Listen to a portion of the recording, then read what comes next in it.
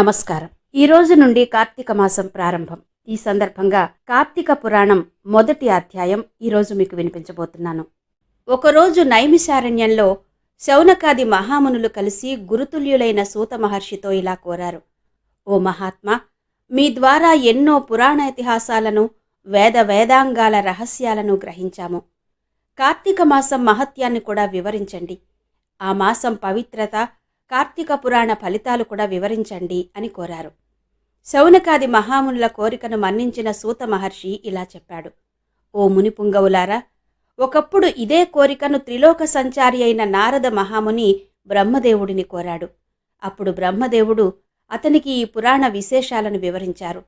అదే సమయంలో లక్ష్మీదేవికి శ్రీ మహావిష్ణువు, పార్వతీదేవికి పరమశివుడు ఈ పురాణాన్ని వివరించారు.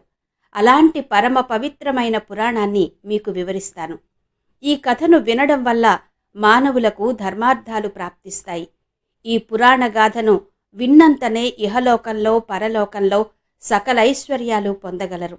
కాబట్టి శ్రద్ధగా వినండి అని చెప్పసాగాడు.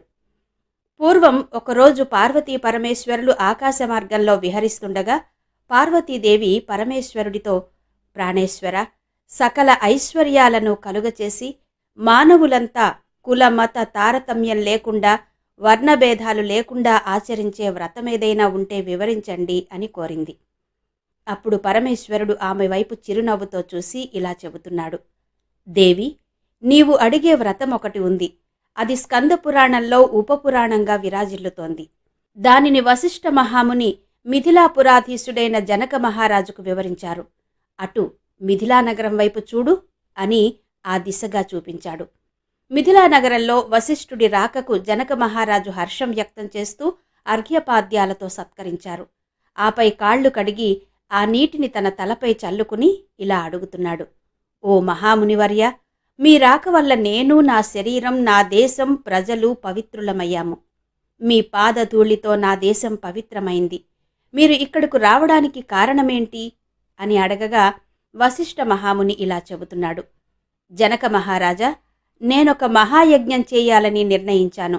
అందుకు కావలసిన ధన సైన్య సహాయానికి నిన్ను కోరాలని వచ్చాను అని తాను వచ్చిన కార్యాన్ని వివరించాడు. దీనికి జనకుడు, మునిపుంగవ, అలాగే ఇస్తాను, స్వీకరించండి. కానీ ఎంతో కాలంగా నాకొక సందేహమున్నది. మీలాంటి దైవజ్ఞులైన వారిని అడిగి సంశయం తీర్చుకోవాలని అనుకునేవాడిని. నా అదృష్టం కొద్దీ ఇప్పుడు ఈ అవకాశం దొరికింది. ఏడాదిలోని మాసాలన్నిట్లో కార్తీక మాసమే ఎందుకు పరమ పవిత్రమైనది? ఈ నెల గొప్పతనమేంటి? కార్తీక మహత్యాన్ని నాకు వివరిస్తారా అని అడిగాడు జనక మహారాజు. అప్పుడు వశిష్ఠ మహాముని చిరునవ్వు నవ్వి, రాజా, తప్పక నీ సందేహాన్ని తీరుస్తాను.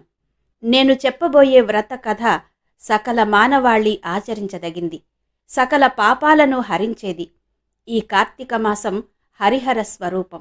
ఈ నెలలో ఆచరించే వ్రత ఫలితం ఇది అని చెప్పలేం. వినడానికి కూడా ఆనందదాయకమైనది. అంతేకాదు, ఈ కార్తీక మాస కథను విన్నవారు కూడా నరక బాధలు లేకుండా ఈ లోకంలోనూ పరలోకంలోనూ సౌఖ్యంగా ఉంటారు. నీలాంటి సర్వజ్ఞులు ఈ కథను గురించి అడిగి తెలుసుకోవడం శుభప్రదం. శ్రద్ధగా ఆలకించు అని చెప్పసాగాడు వశిష్ఠుడు. ఓ జనక మహారాజా, ఎవరైనా ఏ వయస్సు వారైనా పేద ధనిక తారతమ్య భేదాలు లేకుండా కార్తీక మాస వ్రతం ఆచరించవచ్చు. సూర్యభగవానుడు తులారాశిలో ఉండగా వేకువజామునే లేచి కాలకృత్యాలు తీర్చుకుని స్నానమాచరించి దానధర్మాలు దేవతా పూజలు చేసినట్టయితే దానివల్ల అనన్యమైన పుణ్య ఫలితాన్ని పొందగలరు. కార్తీక మాసం ప్రారంభం నుంచి ఇలా చేస్తూ విష్ణు సహస్రనామార్చన, శివలింగార్చన ఆచరిస్తూ ఉండాలి. ముందుగా కార్తీక మాసానికి అధిదేవత అయిన దామోదరుడికి నమస్కారం చేయాలి. ఓ దామోదర, నేను చేసే కార్తీక మాస వ్రతానికి ఎలాంటి ఆటంకం రానియ్యక నన్ను కాపాడు అని ధ్యానించి ప్రారంభించాలి అని వివరించారు. ఇక వ్రత విధానం గురించి చెబుతూ వశిష్ఠుడిలా చెప్పాడు. ఓ రాజా, ఈ వ్రతాన్ని ఆచరించే రోజుల్లో సూర్యోదయానికి ముందే నిద్రలేచి కాలకృత్యాలు తీర్చుకుని నదికి పోయి స్నానమాచరించి గంగకు, శ్రీమన్నారాయణునికి, పరమేశ్వరునికి, భైరవుడికి నమస్కరించి సంకల్పం చేసుకోవాలి. ఆ తర్వాత నీటిలో మునిగి సూర్యభగవానుడికి అర్ఘ్యపాద్యాలను సమర్పించి పితృదేవతలకు క్రమప్రకారం తర్పణాలు వదలాలి. గట్టుపై 3 దోసిళ్ల నీరు పోయాలి. ఈ కార్తీక మాసంలో పుణ్యనదులైన గంగా, గోదావరి, కృష్ణ, కావేరి, తుంగభద్ర, యమున తదితర నదుల్లో ఏ ఒక్క నదిలోనైనా స్నానం చేసినట్టయితే గొప్ప ఫలితం లభిస్తుంది. తడిబట్టలు వీడి మడిబట్టలు కట్టుకుని శ్రీ మహావిష్ణువుకు ఇష్టమైన పూలను తానే స్వయంగా కోసుకొచ్చి నిత్య ధూప దీప నైవేద్యాలతో భగవంతుని అర్చించాలి. గంధం తీసి భగవంతునికి సమర్పించి తాను గంధం బొట్టు పెట్టుకోవాలి.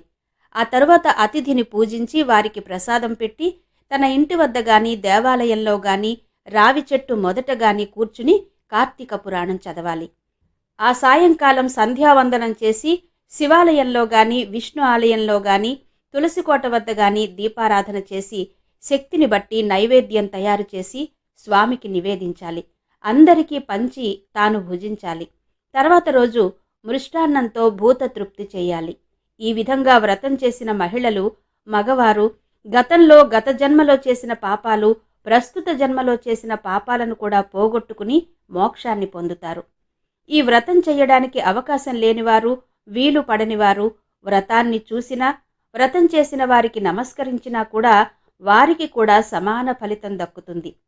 ఇది స్కాంద పురాణంలోని వశిష్ఠ మహాముని చెప్పిన కార్తీక మహత్యంలోని మొదటి అధ్యాయం.